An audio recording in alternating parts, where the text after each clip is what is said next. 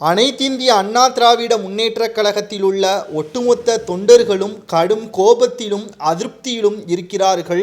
விக்கிரவாண்டியபுர இடைத்தேர்தலில் அதிமுக போட்டியிடவில்லை என்ற அறிவிப்பை எடப்பாடி பழனிசாமி அவர்கள் மக்களவைத் தேர்தலுக்கு பிறகு அதிகாரப்பூர்வமான அறிவிப்பை வெளியிட்டிருக்கிறார். இது அதிமுக போருக்கு முன்பாகவே தோல்வியை ஒப்புக்கொண்டு விட்டதா, இதன் மூலம் பாஜகவிற்கு மிகப்பெரிய ஒரு பலமாக மாறிவிட்டதா என்ற பல்வேறு கேள்விகளும் எழுப்பப்படுகிறது. அதைவிட அதிமுக வரலாற்றிலேயே இப்படிப்பட்ட ஒரு தகவல்களை அதிமுகவின் தலைமை வெளியிட்டதே கிடையாது.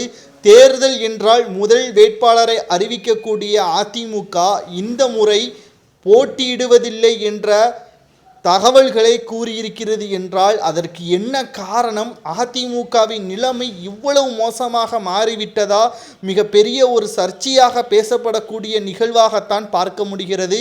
செங்கோட்டையன், KP முனுசாமி இவர்கள் அமைதியாக இருப்பதற்கு என்ன காரணம் என்ற பல்வேறு சந்தேகங்களும் கேட்கப்பட்டு கொண்டுதான் இருக்கிறது. OPS, சசிகலா, டிடிவி தினகரன் இவர்கள் ஒருங்கிணைந்த அதிமுகவை உருவாக்க வேண்டும், இடைத்தேர்தலை வெல்ல வேண்டும் என்று ஒரு பக்கம் கூறிக்கொண்டிருக்கின்ற அதே வேளையில் இவர்கள் போட்டியில்லை என்ற அறிவிப்பை வெளியிட்டிருப்பது மக்கள் மத்தியில் மிகப்பெரிய ஒரு அதிர்ச்சியை ஏற்படுத்தியிருக்கிறது. இது மட்டுமல்ல, இது முழுமையாக அதிமுகவின் தொண்டர்கள் ஏற்றுக்கொள்ளக்கூடிய வகையில்தான் அமைந்திருக்கிறதா என்று பார்த்தால் நிச்சயமாக கிடையாது. அதிமுகவின் தொண்டர்களே அதிருப்தியில் இருக்கிறார்கள்.